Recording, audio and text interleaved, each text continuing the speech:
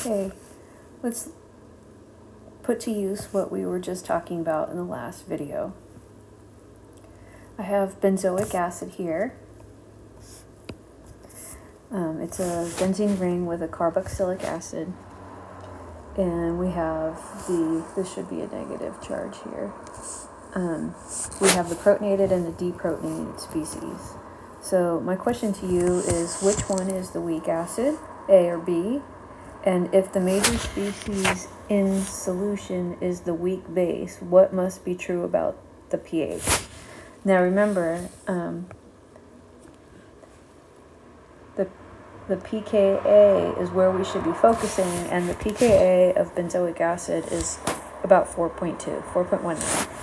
So pause the video, think through this problem, and then when you think you have an answer, go ahead and try again. Okay, so I'm going to start the answer now, and the species that is the weak acid will always be the one that has more H pluses, and that is A. And if the major species in solution is the weak base, what must be true about the pH? So this one is the weak base, and we know that if there's more weak base than weak acid, according to Henderson-Hasselbalch, the pH must be greater than the pKa, which is 4.19. So C is the answer to this. Hopefully you are able to understand that based on the previous video. Okay, now what are you going to do with a polyprotic weak acid? This is oxalic acid. It has two pKa's, 1.2 and 4.2. And it has two carboxylic acids on it, here and here. And they're both going to lose an H+. And since this is a symmetric molecule, it doesn't really matter which one we take off first. And so when I deal with a polyprotic acid, I always, in my practice, I start with the fully protonated species, the one with all the H's. And then I gradually take one off at a time, the ones that are going to come off. And like I said, for this one, it doesn't matter which one comes off first because this is a symmetric molecule, but only one will come off at the first pKa. And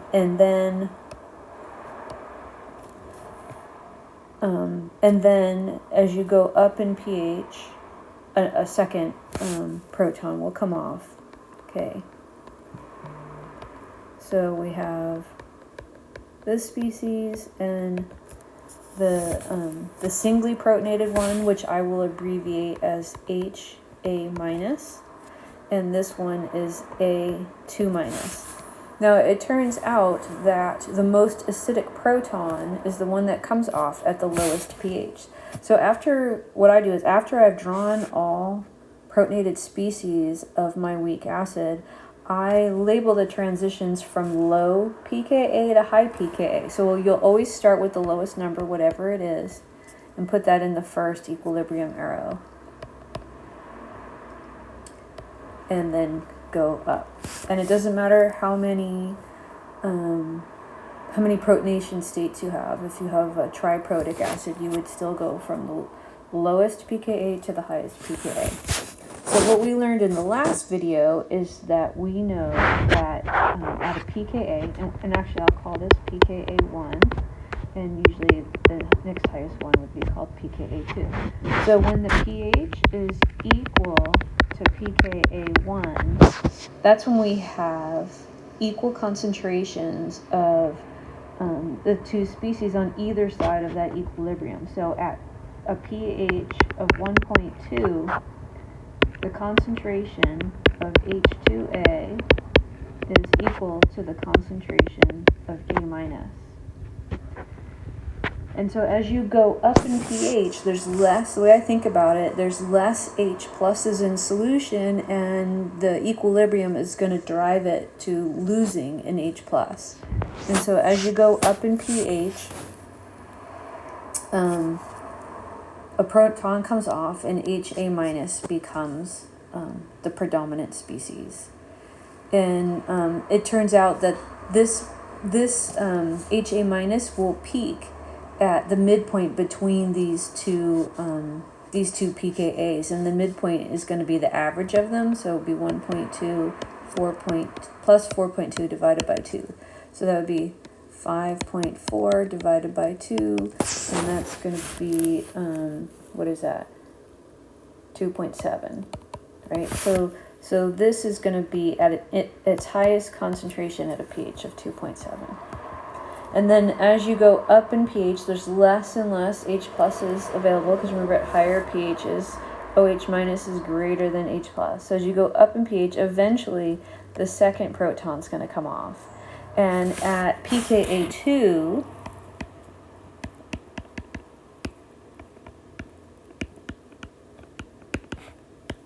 a pH of 4.2, the concentration of, oops, that should be HA minus. HA minus is going to be equal to the concentration of A2 minus. And then as you go up in pH past 4.2, then A2 minus becomes the major species. And some of this is going to be summarized in the next slide. Let me see if I can...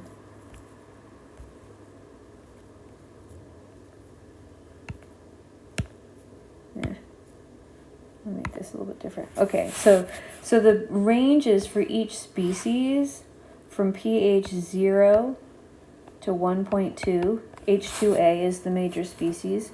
Between 1.2 and 4.2, HA minus is the major species, and in pH ranges greater than 4.2, A2 minus is the predominant species. The closer you are to the pKa's, the more you will have even mixtures of both. But at, say, for example, pH 0.5, you'll have almost entirely, you'll have H2A, you're about you're less than a full pH unit from that. So you still will have some HA minus, but there will be almost no A2 minus. What I want you to be able to do is, given a pH and the pKa's, be able to identify the major species in solution, the major protonation state.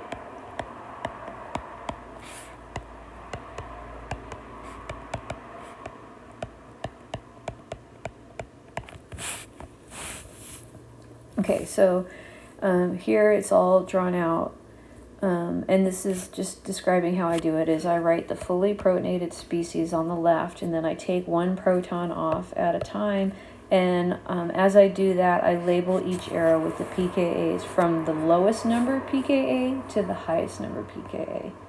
And so H2A, the species on the left, that's going to be the predominant species below a pH of 1.2. HA minus is going to be the major species between 1.2 and 4.19, and then if you have a pH greater than 4.2, and these should all be minus signs. If you have a pH greater than 4.2, A2 minus will be the major species. And the furthest you get, once you get 2 pH units above it, say 6.2, it's going to be greater than 99% of what's in solution. Okay, so this question says, which form of oxalic acid will be most concentrated in a solution at pH 6? Which one of those will predominate? So take a pause, maybe stop the video, and think about it, and when you're ready, hit play again. Oops.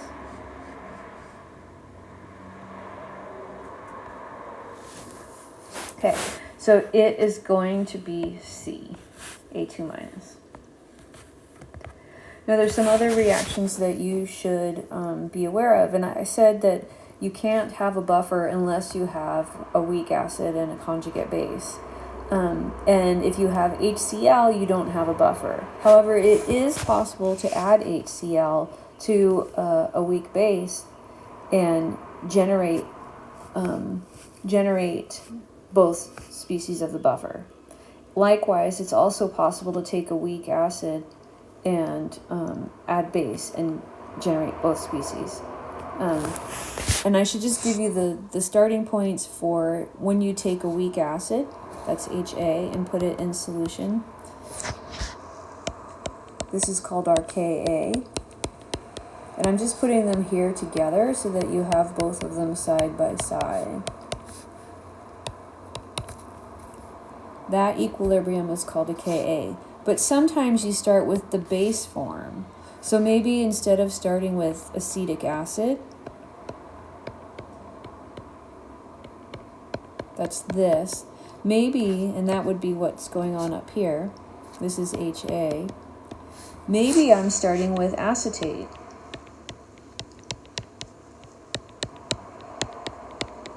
And this is A minus. This is the weak base. Or conjugate base, depending on the context. And I actually don't care whether you use conjugate base or weak base. I just want you to know that this is the basic form in this buffer. So if you take a weak base, and I'm going to call mine A minus, and you dissolve it in water, what you get is that A minus can pull a proton off of water and generate HA. It has to go back to what we have over here. And then what's left behind is hydroxide. And this equilibrium is called a Kb.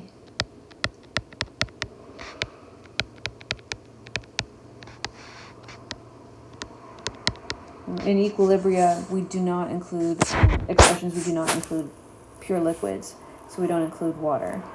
And just so you have it on the same slide, I'll write this here.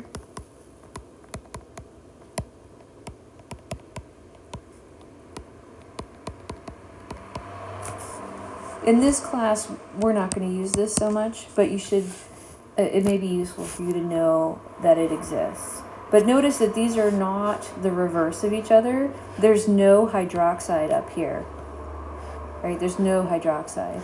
And there's no hydronium down here. We have hydroxide, but no hydronium. And so the Ka and the Kb reactions are not the reverse of each other. Now you can add a strong base to a weak acid, right? So remember, weak acids are HA. So if I have HA and I add a strong base, maybe it's sodium hydroxide, which dissociates into solution into OH minus and Na plus. This is a strong base. So this particular reaction, because you're adding a strong base to a weak acid, is not reversible. And what you get is A minus, and think about the other product. I'm going to take an H plus from here, and I'm going to combine it with OH minus. You get H2O. That is the reaction when a strong base is added to a weak acid. And if I add enough strong base, I can have equal amounts of HA and A minus, or close to that. And so you can create a buffer starting with only the weak acid if you add a strong base to it.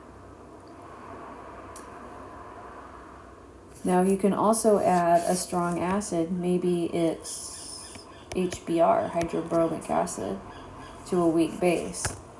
So let's say I start out with my A minus and I add H plus, right? Because this is going to be H plus in solution.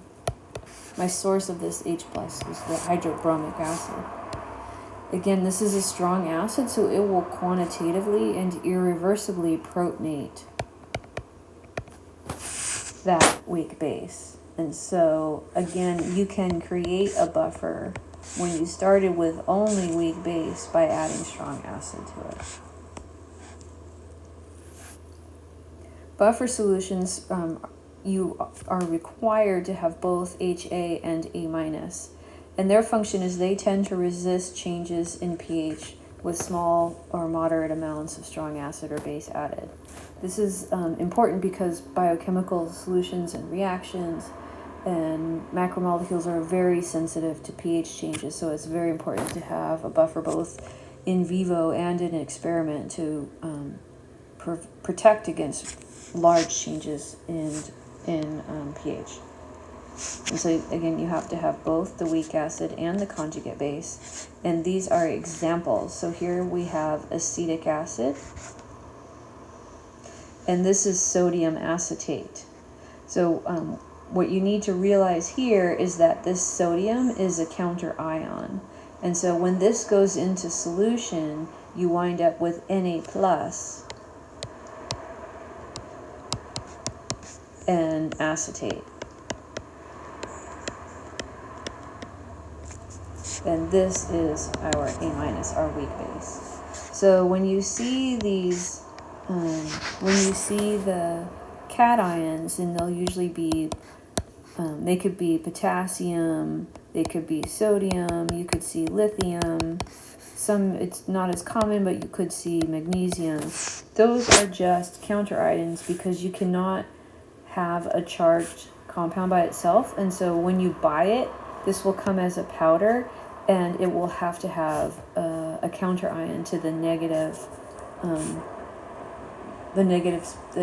bicarbonate. Okay, so these are examples of acid and base buffers. So buffers are used to resist changes in pH changes in solution. You need substantial amounts of HA and A minus. It's also important to note that increasing the concentration of the buffer increases the concentration of HA and A minus, and that makes it a better buffer. So for example, 100 millimolar tris buffer will work better as long as it doesn't interfere with everything else than a 10 millimolar tris buffer solution. And we've said this before, buffers function best when the pH that they are used at is very close to their pKa.